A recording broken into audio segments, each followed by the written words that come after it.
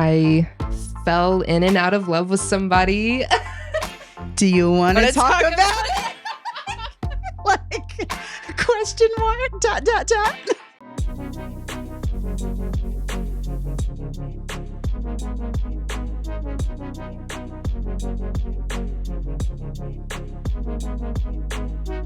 Hi, everyone. Welcome back to another episode of Passport to Perspectives. We are so happy to have you here with us. And today I have a beautiful guest. Her name is Elizabeth. Hello. Go ahead and introduce yourself. So, hello. My name is Elizabeth. I'm from America, New Orleans specifically. Hey. Shout out to New Orleans. Shout out to New Orleans. Down and dirty, you know. How you doing? I'm an English teacher in Jeollanam-do, and I've been here in Korea for 2 years, and I'm enjoying life to the best I can. Oh, I love that. I love that. What was the process to getting to Korea? So I'm an EPIC teacher. Shout out to EPIC. Actually, not with EPIC anymore. Technically, as soon as the orientation's over, you are hired by the ministry of your region. So I'm actually an employee of like the Ministry of Education in Jeollanam-do. So I came through EPIC, and we were at the same orientation. We were. That's how we met. But technically, we met in the group chat before Because we even got to Korea. Both stay in the same K-pop group. 80s. Yeah. Y'all. But we're not Sungwon, Korea hit me up. boos. Literally. We're not Korea boos. However, we love K-pop. You It's know what I'm kind saying? of the Korea boo has gone away the longer you're here. It really Because does.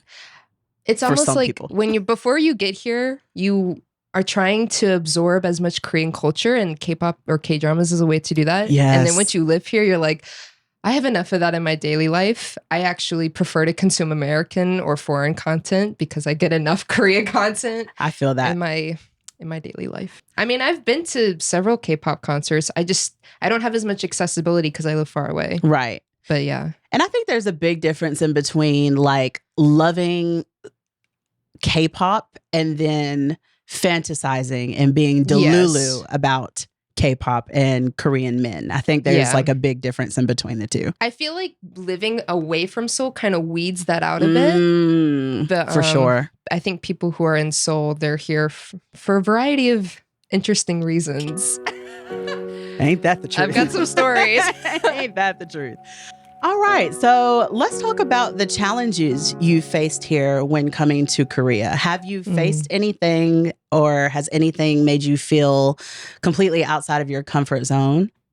It's a loaded question. It is. It really is. I have faced many, many struggles, but all good growing opportunities. Absolutely. Biggest struggles that I have faced, I think, all boil down to healing from self-shame and just finding a place to belong in a country that I don't belong, if that makes sense. It does. Yeah. But may I ask you why you feel like you don't belong? Has anyone specifically made you feel that way, or is this an internal thing? I think it's both. I've had people who I wanted to be friends with and that was excluded from their friend groups. But at the same time, I remember when I first came here, I had this sense of like, am I allowed to be here? Because I'm just kind of forcing my way into a country that they didn't really ask for me to be here, except through, the government hired me. Of course. But, it's kind of, it feels a little invasive almost. Yeah. I understand that. Can you tell me a little bit about your school and how that's going for you, or being so far in the South? You know, like, how do you feel being that far away from Seoul? Things of that nature. To be honest, it's been very rough. My first year was a very, very rural placement. I lived on one of the islands in Jeollanam-do. And so my school was very lovely, very warm. The students were great. Good. But the personal life outside of it was a struggle because I didn't really click with any of the other foreigners on the island.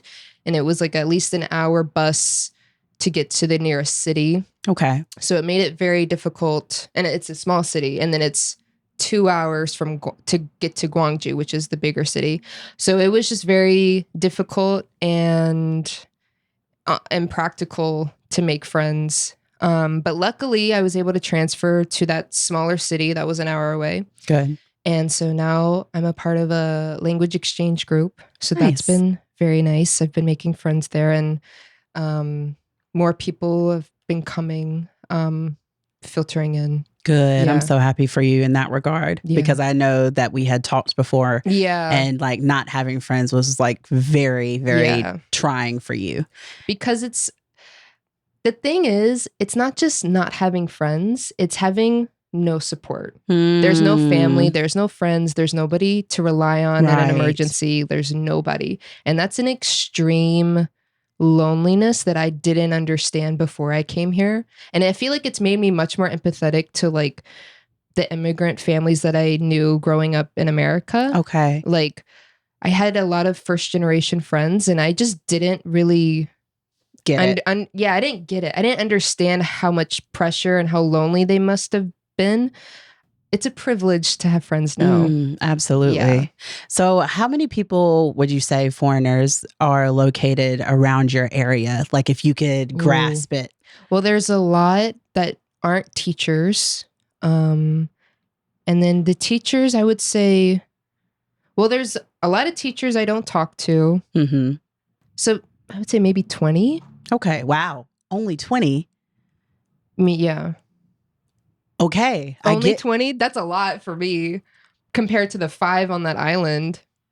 There's only 5 on the island I was on. So when I was lonely, I was lonely. Like, yo, because, okay, I understand you more now. For whatever reason, I'm like, okay, well, there must be like a small little community, maybe like of 100 teachers, and she just doesn't see that many. That's crazy. 5? On the island the first year, yeah. To 20. Roughly. But and still. Yeah. And then there's a lot of like foreign construction workers. Okay. So I don't really talk to them. Yeah. Obvious reasons. They'd be sketchy. All construction workers. Let's be honest. But like, as a foreign woman in a small city, if another foreign man spots me, it's automatic like eagle eyes on me, because they don't see a lot of foreign women. I see. And I'm also white. Go ahead and tell us, for the people who don't know, what's the stereotype for white women in Korea? So the stereotype is that white women, especially American white women, are very easy to sleep with. Now, I am not very easy to sleep with at all. Period. I talked to one Korean man. He's older. Okay. And he was like, we were talking about morals and values. And I was saying, you know, I want a committed relationship. I'm not looking to sleep around. That's not me. You do you, but that's not me. And he was like, wow, you look so modern and you have such traditional values. And I said, what do you mean modern? Right? And he was like, oh, well, you're white and you have big eyes and you're American. And I was like, so things I can't change makes me a modern woman. And I think I dress fairly conservatively in that town because I'm a teacher. Right. This might be the most revealing thing I wear. Oh, that's crazy. That's Korean for you, for real. Because my students see me everywhere. Of course. And their parents see me everywhere. And their siblings. Oh, wow. So I've been on a date before, and I was in the young person area, and I was just on a date with a Korean guy. And then the next day at school, one of my elementary school students says, my high school sister saw you on a date. And I was like, how does your sister in high school know who I am? Literally. So, yeah. And I've had a parent approach me before. Oh, this was Sung-Sin Im. And I was like, am I supposed to know this person? Right. Hello? I did not know that person. And I still don't know how she knows me. But yeah. So you have to be on guard like all the time. I have to be perceived all the time. Wow. Well, that's why I'm like, I like going to Gwangju. I like going to Seoul. I like going to other cities because I can just be myself. Absolutely. I love Seoul because I can be invisible. It's a break. And I can also dress a little bit more revealing. But let's be honest, you're not going to be invisible everywhere because you're gorgeous, right? And the men love you here. You know, when you have an extreme glow up as an adult, your mind still thinks you're an unattractive little chubby kid, girl. And so the mind has not caught up with what the body has done. Yes. So I'm not always trying to be humble. I'm just always like, why am I getting this much attention? Because in the past I was like excluded for how I looked or even bullied. And so it's like, this is brand new attention. We share the same sentiments. We honestly do. In regards then to being seen, you know, by everyone and, you know, going out on dates and things like that, how has the dating life been for you? Dating is very difficult because you have to find somebody who doesn't sexualize you for being a white woman. That part. Who wants to speak English regularly, not just for an experience. That part. You also have to find somebody who is educated enough in worldly things so they're not super close-minded, which is difficult in my small city, which is not necessarily to blame the individual. They're not in Seoul. I have not dated in Seoul yet. I'm always hesitant because I live so far away. I assume nobody wants to travel to like meet up. And they don't. Yeah. I live literally like an hour away and they're so lazy when it comes to traveling. But I get it because Seoul is so huge and there's a lot of people there. So why do they have to travel? Yeah. And so I have gone on some dates. I fell in and out of love with somebody. Do you want to talk about it? Like, question mark, ... I can be vague. It could be vague, but also if you get too into detail, I could Patreon it, you know? So unless he pays, he ain't gonna see it. She said I'm gonna monetize this tea. Okay, because the tea is the tea, you know what I'm saying? We cannot give out on tea. I'll be vague. Okay.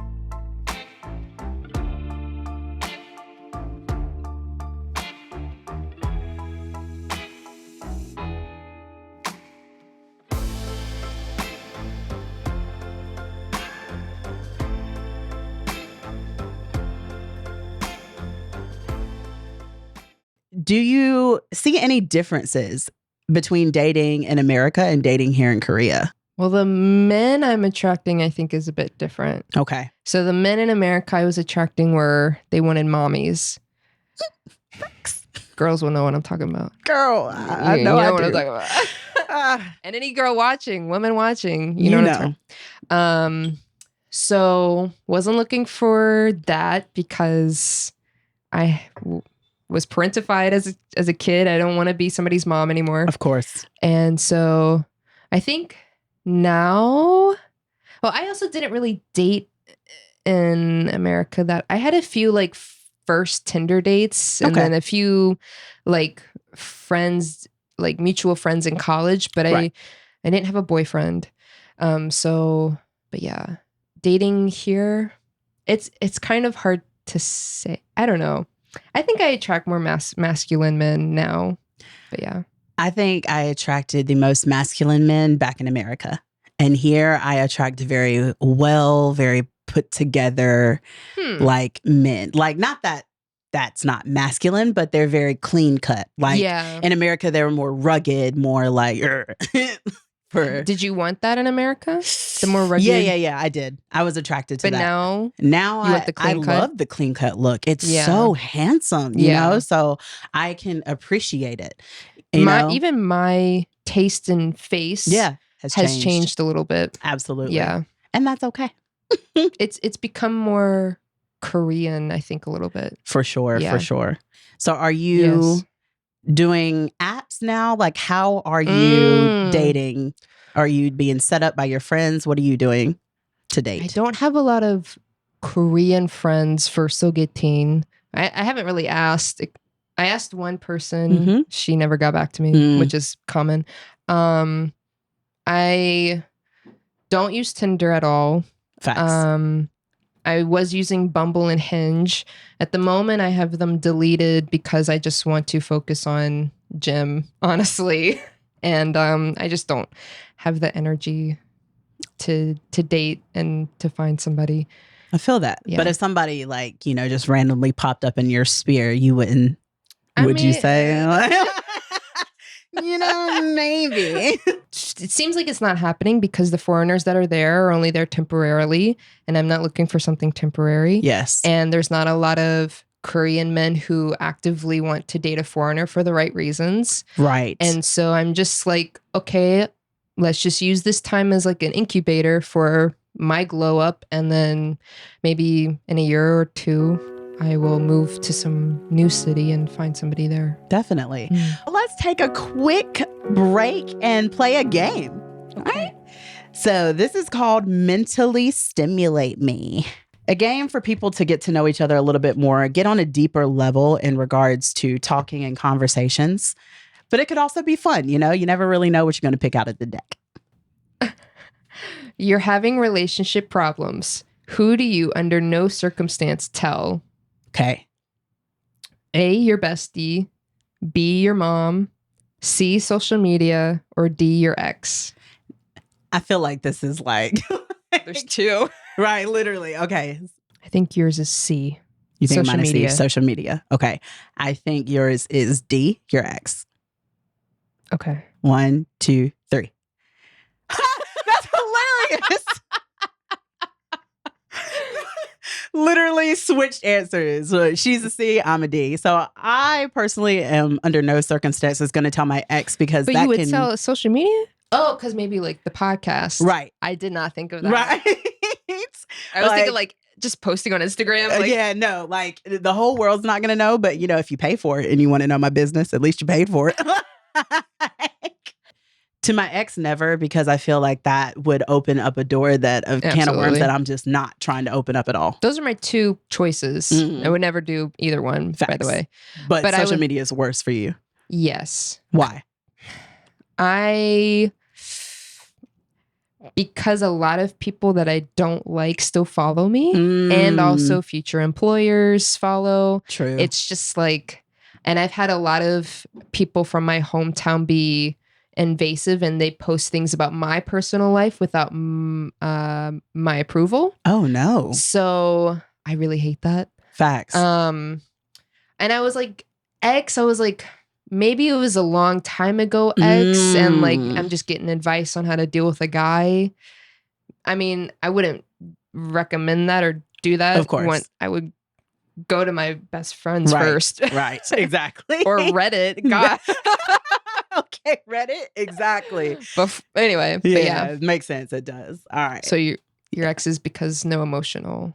Yeah. That, yeah. Because I have to, okay, so when I leave somebody, even if it's not an ex, even if it was just somebody I was intimate with, when I leave them, I have to block them from everything. I don't want to see you. And it's not to be malicious. I just know that there's a potential for me to fall back into a pattern that I just don't need to fall back into. That's all.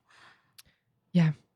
Your boo comes home with groceries and then hands you your credit card.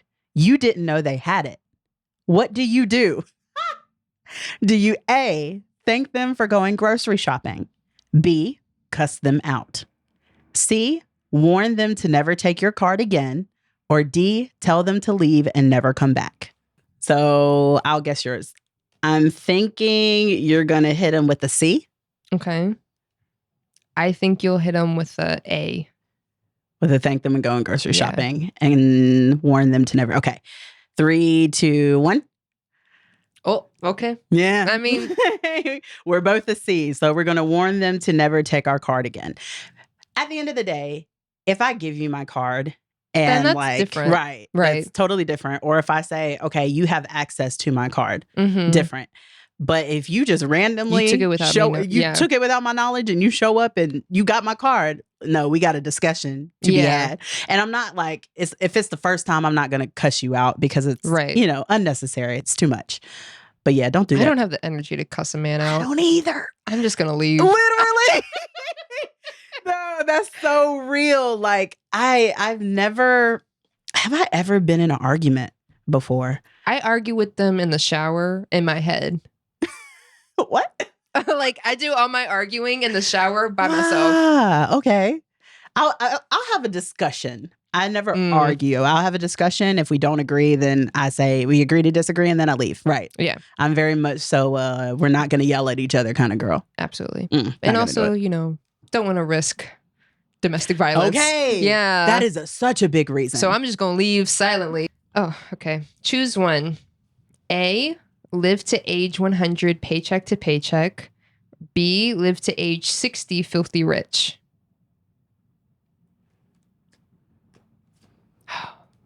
A for you. Live to 100. A for you. Okay, 3, 2, 1. That's hilarious. We don't know each other at all. We don't. Oh, it's so funny. So we're both B's. We're going to live to 60 filthy rich. I meant to say B because I know you want to travel. Ah, right. Anyway, my mistake. It's fine. I'll take the L. As my dad always says, aging is not for the weak of heart. It's not. And it hurts. So that's why I'm trying to go to the gym now. Yeah. So it hurts less in 40 years. Exactly. I know a lot of people who are at that age. Like if you're constantly working out and you have a healthy body and things like that, it's easier. Yeah. But for the majority of people on earth, being that age and is you're not gonna easy. get some sort of chronic illness. Something. I'd rather be filthy rich. Exactly. Yeah. Travel the world and have a great time. Right. Not have to worry about and anything. 60 is not too bad. It's not. Yeah. Like you've lived a good life at 60. Yeah. I'm cool. No, I'm set. Like I've done everything I wanted to do. Oh. Because then if I have enough money, then I'm traveling, I'm doing everything. So dying at 60 won't be such a tragedy, you know? Because I've done everything. Yeah. Okay. If one species of animals had to go extinct to save all other animals, which one would you sacrifice? Cats, dogs, deer, birds. Where's mosquitoes? Ha! Facts. Girl. I hate mosquitoes. This is sad. Okay. I'm going to say D for you. I'm going to say A for you. Cats? Yeah. Okay. And birds for you. And 3, 2, 1. I said deer and you said birds. Yes. Okay. So why are you going to sacrifice the deer? Because I feel like we need birds and I like things that fly. And also, so many people have cats and dogs as pets. Yeah, cats and dogs, they got to stay. Yeah. They're not I want going a anywhere. cat. Me too. I love cats. Oh my gosh. I just don't I want you to hated cats. No, I love cats. Oh, is that why you chose A for me? Yeah. Maybe see. I don't know. Maybe, Not like think of somebody else. I don't want to take care of animals, but I love animals. Right. Gotcha. I would have a cat if my apartment allowed it. Right. But I also am iffy on how small the apartment is. Yeah. So, For me, it's like I want, have like, a senior so cat. many breakable things that And my cat would. They would jump. What? They Yeah. would up my entire apartment. So I'm like, I love you guys, but I feel like you'd be a good dog person. They'd stink. You don't think cats stink? That litter box? But if you get the self-cleaning renewal litter box, yeah, I would spend money on that. Yes, I would. Okay, there you go. I'm so down for making my life as convenient as possible, i.e. dryer, i.e. any pet is not dishwasher, that, yeah. I don't mind spending money on gadgets. Gotcha. So. But I chose birds because I don't like flying things. Oh. Yeah, I'm very Name one thing people would look at you and never guess that you were into.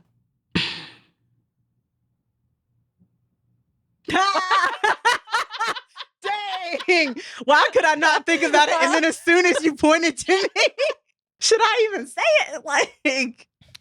We don't need to go. That's for Patreon later. Literally. That I've never had a boyfriend. Ah, okay. Yeah. Oh, yours is so PG. There's 2 things that people would never guess about me, but I'll give the spicy one, but less spicy than the other one.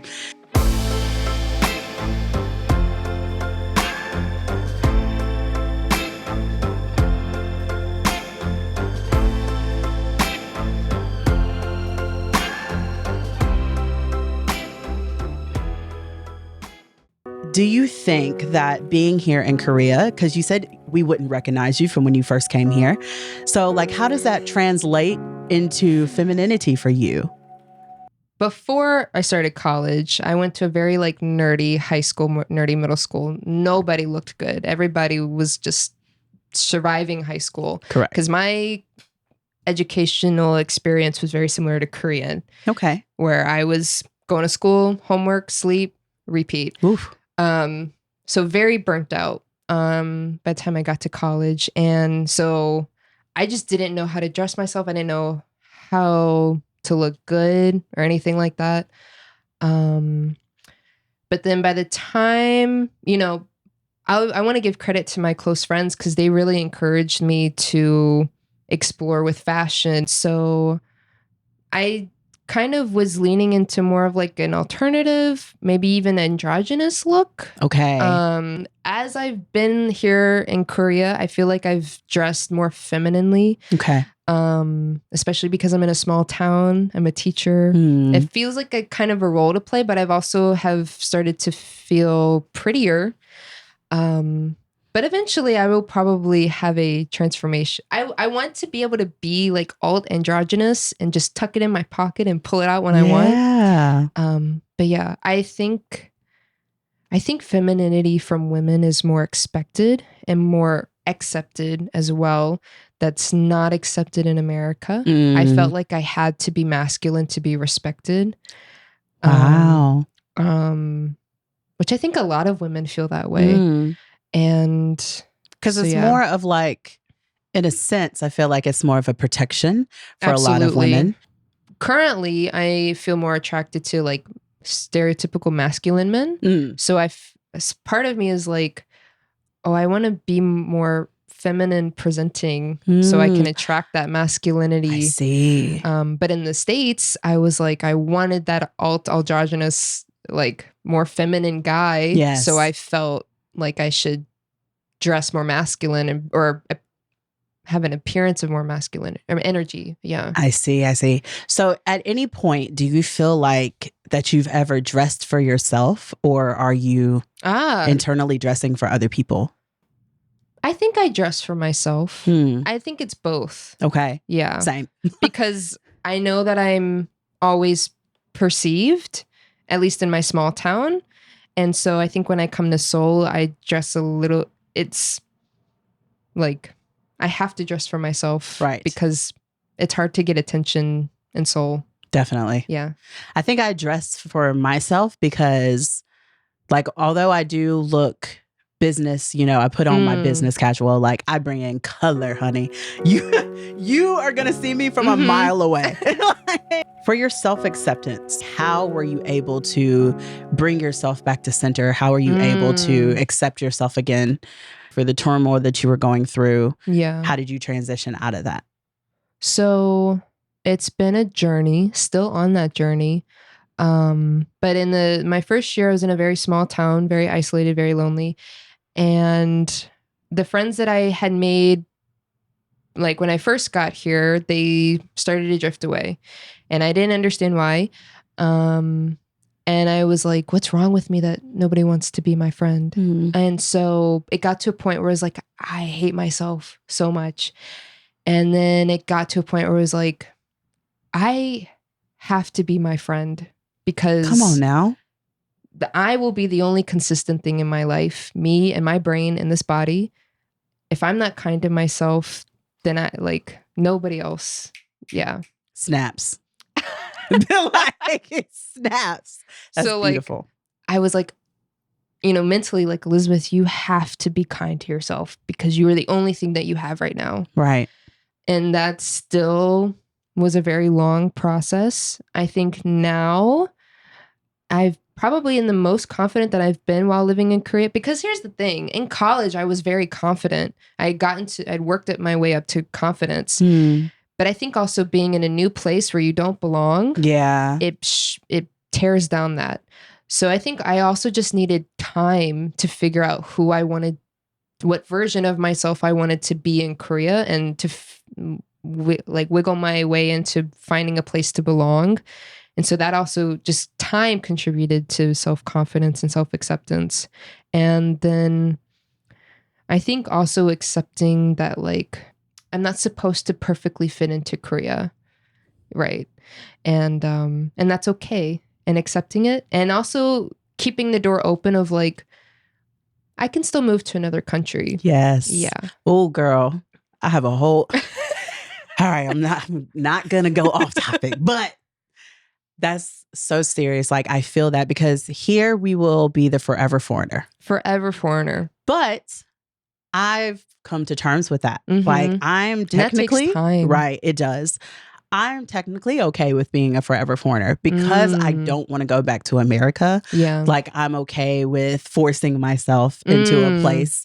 But the thing is, I think I would feel worse if I was forcing myself in, but people did not want me, you know? Yeah. But where I am, people are loving on me. They're accepting me. You know, like I've made friends that feel like family here in Korea. Yeah. So it's been easier for me to like accept, you know, where I am and the foreigner, forever foreigner. I'm okay with it because I still have a good life. Right. You know what I'm saying? Like I am comfortable here, but I don't want to be too comfortable because this is my first time moving outside of you know, my home country. And there's so many other beautiful places to see and experience.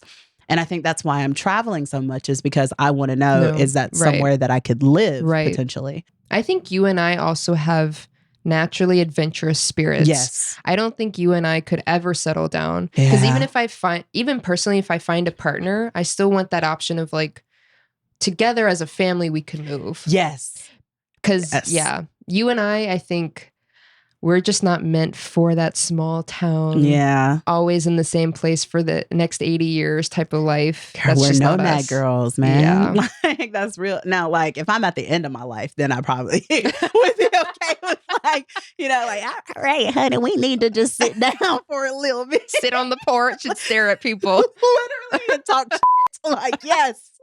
Right now, which feels like the beginning of my life because like, same. Yeah. People are always saying like, cause I'm 31, right? People are always saying, oh, 30 is when it ends. I'm like, what?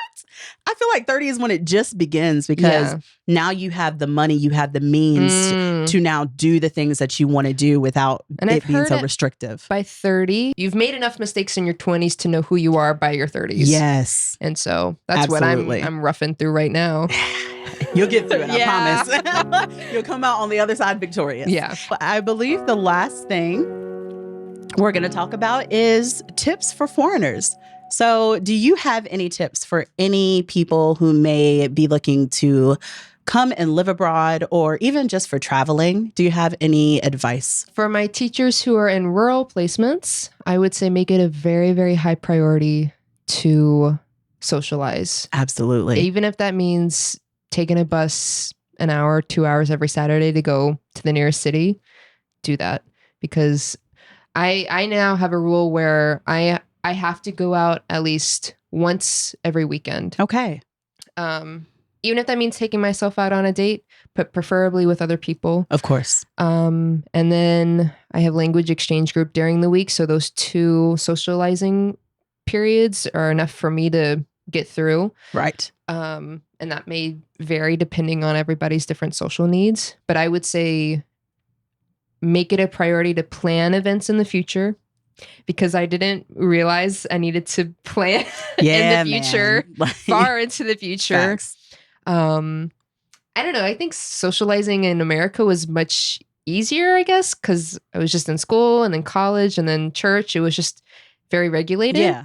But I just didn't realize how proactive I have to be. That's my tip. Be proactive in socializing and building a community. That's great. As much as you can.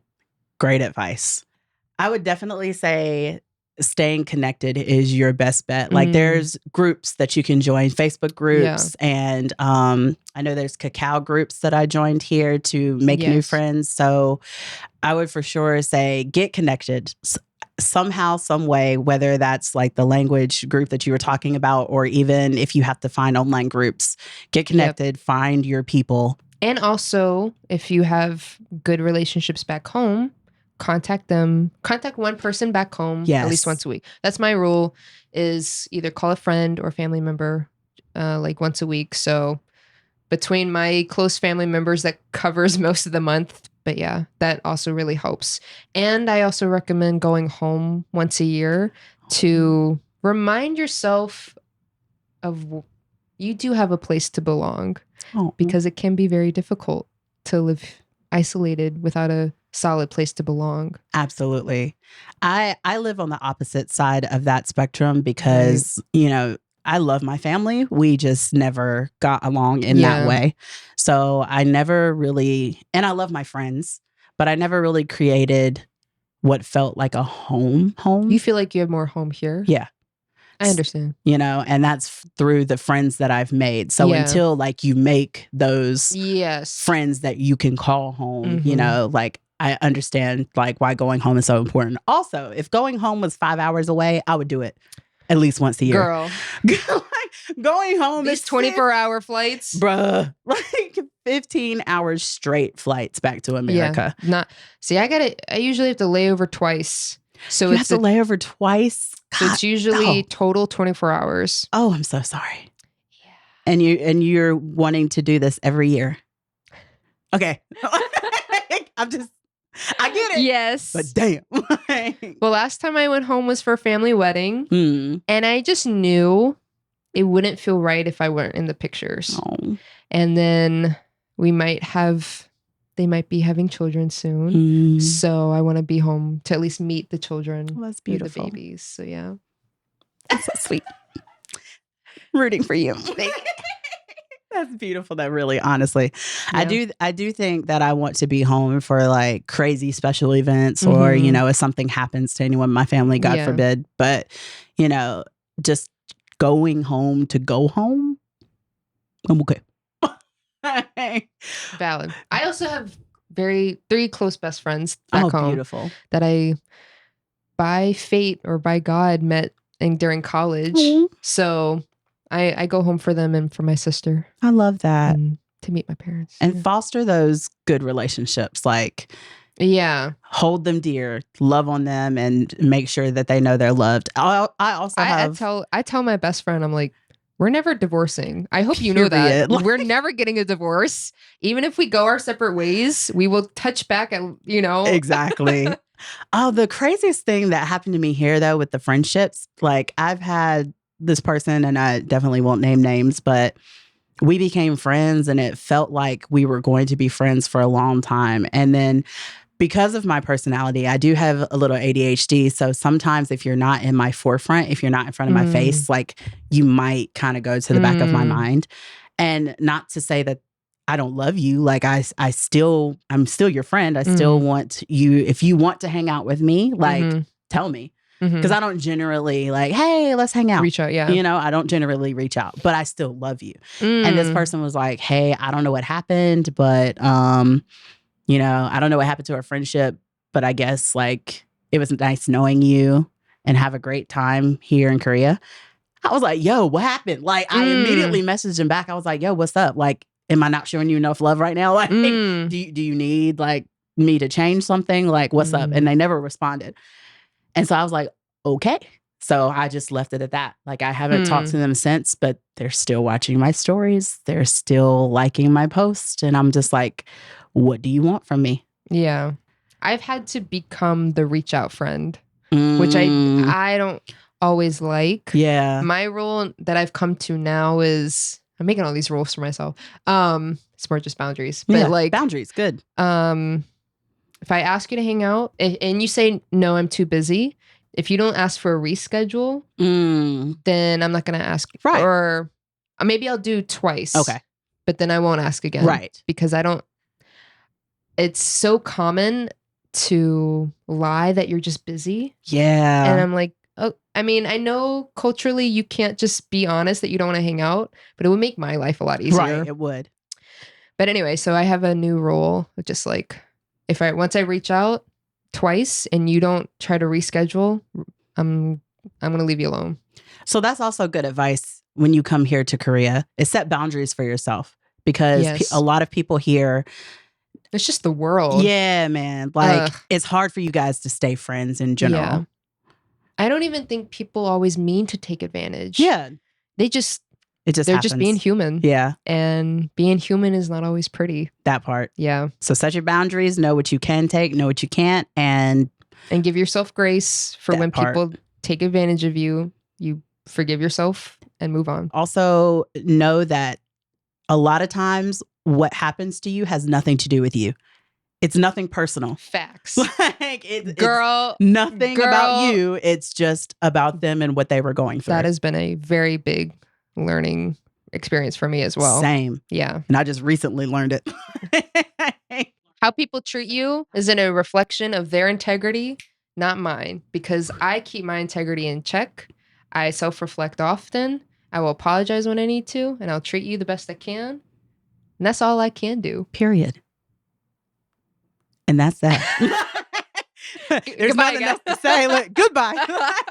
All right. And do you have anything else to say to the people? The world is tough out there. So love the people close in your life, nurture your close community, and take care of that, because I think that's all we can do. That's beautiful. Love that. And on that note, that was our episode of Passport to Perspectives. Yay! So if you guys enjoyed the episode, please make sure to subscribe to the channel, comment down below, give us a like, follow us. And if you want to get that spicy content, okay, the things that were not meant for YouTube, leave it in the comments. Or you could head over to Patreon. Or that. Okay, and subscribe to that channel over there, and you will get some full fun videos and details. Okay. All right. Thank you again for joining us. I hope you guys have a wonderful day or a wonderful night wherever you are in the world. And we'll see you guys next time. Bye. Bye-bye. Mwah.